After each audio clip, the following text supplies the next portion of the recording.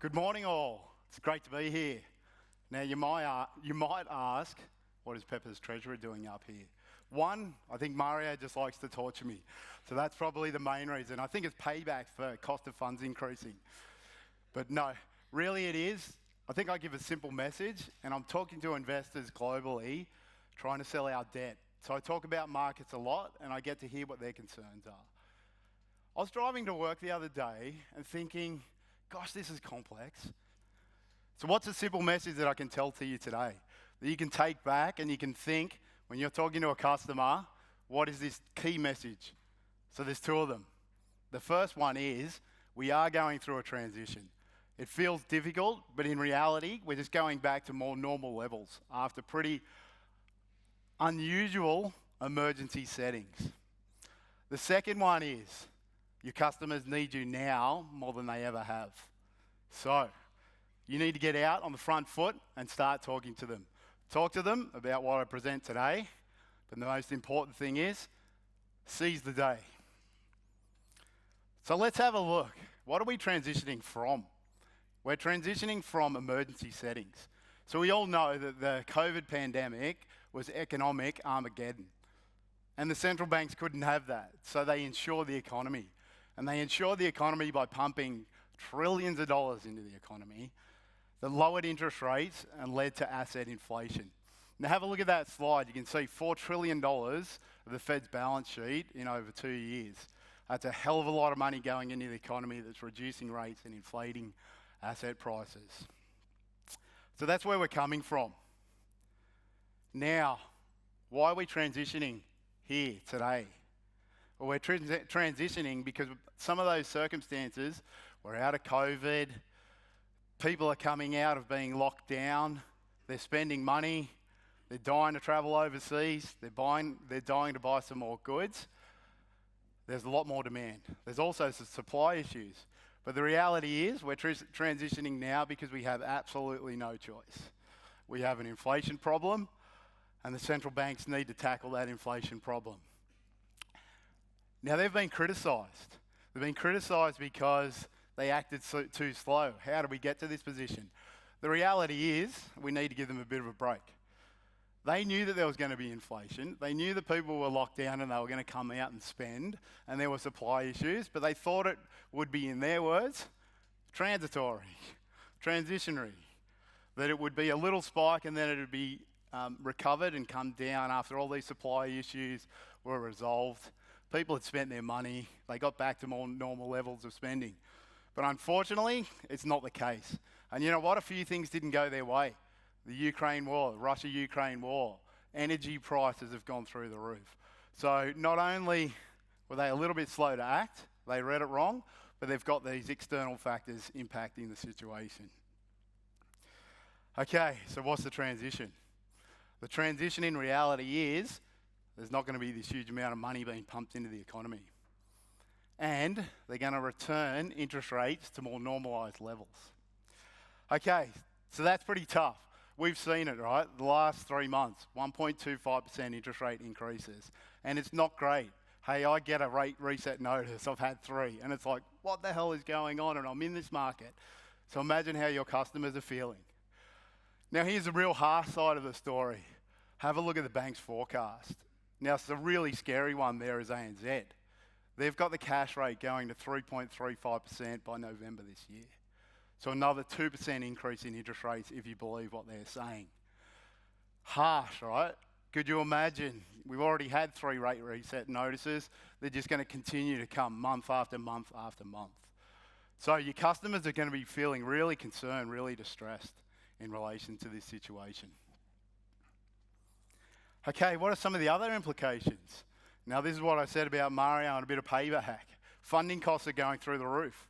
So what we had during this massive injection of money was that it pushed the price of money down, not only in terms of base rates, but also in terms of what the margin we have to pay our investors to buy our debt. So it went from a low for the banks of around 40 basis points, increased recently to 120, and now is more stabilised back to 1%. Now, for non-banks like us that get our money from the wholesale securitization markets, those levels were fantastic a year ago, down at about 70. That's now increased back up to 175. We expect it to stabilise and come down, but obviously a pretty significant increase. Now, the bane of my existence, cost of funds. So I get asked about this all the time. What's happening with cost of funds? Tell me what the composition of cost of funds is. How come non-banks react a lot more quicker than what banks react? So, some simple messages. Non-banks like ourselves borrow all of our money from the wholesale markets. When there's changes in those costs, we reflect them a lot quicker than what the banks do. Because the reality is the banks only have half of their funding in those wholesale markets and the rest in retail deposits. So it depends for them what the combination of the two is. For us, spike in funding costs, if we're a diligent organisation, we have to pass that through. And that is why you may have seen new lending rates increase quite significantly. Because the reality is, if I looked at where I was raising money last November, the margin on the securitisation debt that I paid our investors was 1%. It's now 1.75%. So there's been a 75 basis point increase in just the margin that I have to pay our investors. We need to recoup some of that. All non-banks need to recoup that. Now, some may move quicker than others, but the reality is if the levels stay there, everybody's going to have to get there. Now for banks. So what's going on? Is it a good thing that they've only got 50% of their wholesale funding, of their funding in wholesale markets? Yeah, in times like this, it certainly is. They're somewhat insulated. But then we've got to look at, well, what's going to happen to that wholesale funding cost and what's going to happen to retail deposits. Now, if we look at their wholesale funding costs, they haven't been in markets for ages. The RBA gave them this cheap money, 10 basis points for 3 years, here you go. They sit back and say, beautiful, I'll take that, I don't have to do anything. The reality is that's coming up for maturity next year. That was an emergency setting for the pandemic that is now going to go away. So their funding costs are going to go up. As they come back into the market in a big way, the margin on their debt is going to go up as well. What's going to happen with deposits? So all these major banks are going to be trying to issue billions of dollars in the Aussie market because the offshore markets are actually more expensive now. The cost of that's going to go up and they're going to say, retail deposits look good. Plus, I don't want to lose any retail deposits to my customers. So they're going to have a bit of a deposit war. And you've seen it with Macquarie. Macquarie's just increased or introduced a 1.5% deposit rate for transaction accounts. Now, if you think the banks are not scared by that, then think again. They're paying 0 on their tran accounts. So that's a threat for them. So cost of funds. Quick, simple summary message. It changes between banks and non-banks, but nobody's immune. And the reality is we'll end up at a pretty equal spot. Banks are always going to be cheaper than us, but eventually we'll get to a pretty similar level. Okay, Tim's going to talk to us about property prices. Property prices. So if you look at ANZ, they're expecting property prices are going to come down about 20%. Reality is those emergency settings that led to heaps of money led to asset prices going up. That was houses, that was shares. As we see with the withdrawal of that money, it's coming down. It's just natural. And we're going to return to levels that are more normalised. And no brainer, economies are slowing. We had this massive dive when the pandemic started. We had this massive bounce when we come out of it. Now we've got these changes going on to normalised levels. The economy is going to get to a more normalised growth position. And interest payments. Hey, who loved it when 4.4% of your wages were going to interest on your mortgages? Great position, happy days. Can we have rates at 0% forever? Yes, please. Reality is, no, you can't. We need to get back to more normalised levels. And the RBA expects that about 2.5% is a normalised interest rate level. So the customer's interest payment's going to go back to about 9.5% interest payments. And that's the norm for the last 20 years. So that's not a bad thing. Australia's really well placed in terms of how they're going to deal with this pandemic. Look at the job market, 3.5% unemployment rate. That's the lowest since they've actually been recording these numbers and the lowest in 48 years. Basically, there's more jobs out there than people looking for jobs at the moment. So really strong position. Your customers should be employed. They should be able to service their loan if they can handle the higher interest rates. And wages, very unique position in Australia. So in the US, wages are going up 11% at the moment. Sounds great. Might help people pay off their higher rates. But the reality is that adds in more pressure to inflation.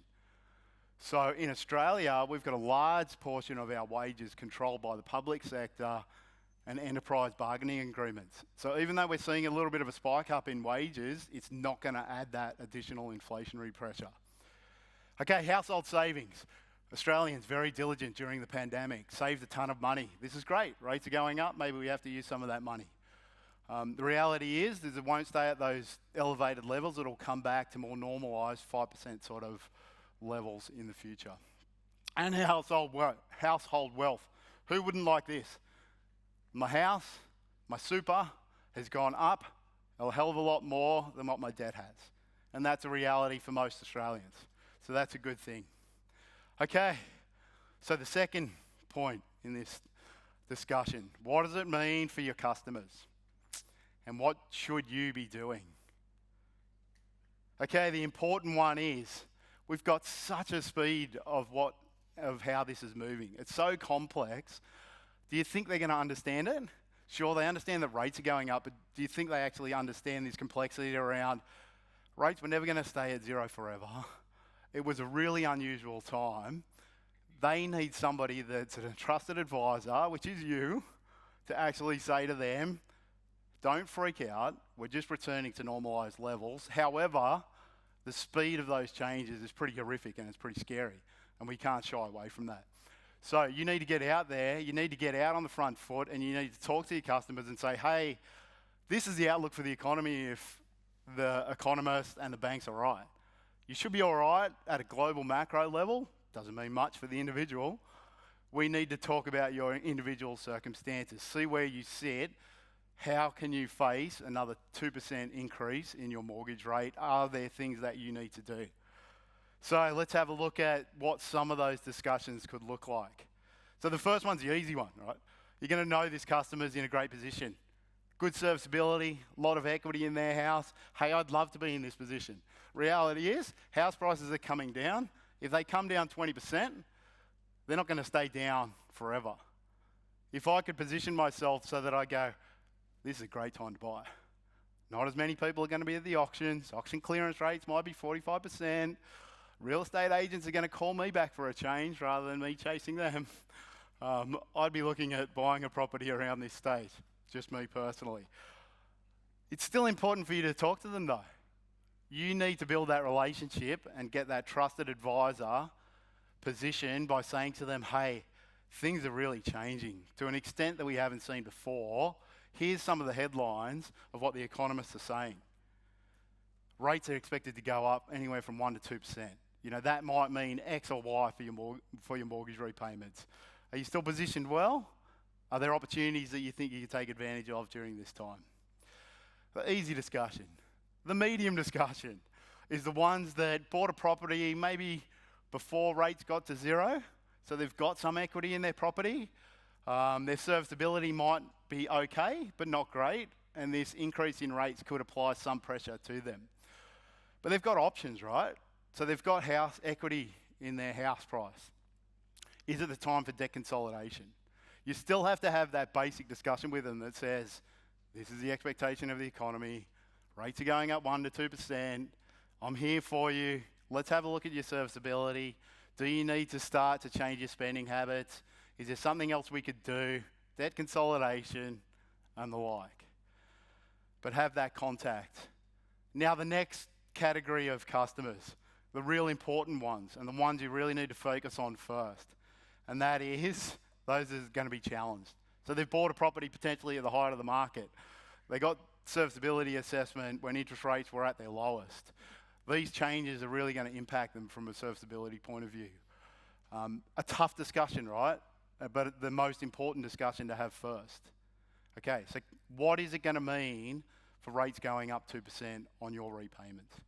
Can you cover that repayment? If you can't recover that repayment, what are your options? Are there additional employment opportunities you can take? Can you stop spending in some key categories? Hopefully most people will be able to say, yes, I can.